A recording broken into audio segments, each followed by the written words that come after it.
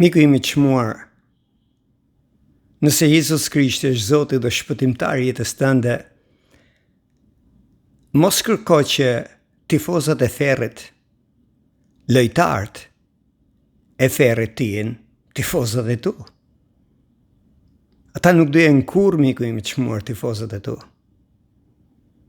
Ti duhet të pranosh se nëse Krishti është Zoti dhe shpëtimtari i jetës tënde, ka vetëm një skuadër.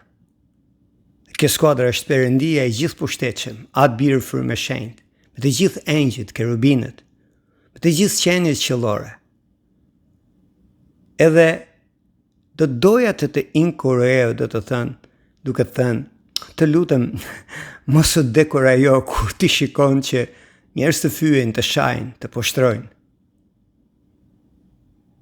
Mos kërko të jenë tifozët e tu, lojtarët e Ferrit. Jam pastori i Paulin Viletit, bekoj në emrin e Jezus Krishtit duke thënë paqja, bekimi, mburoja dhe begatia e Perëndisë qoftë me ty dhe familjen tënde.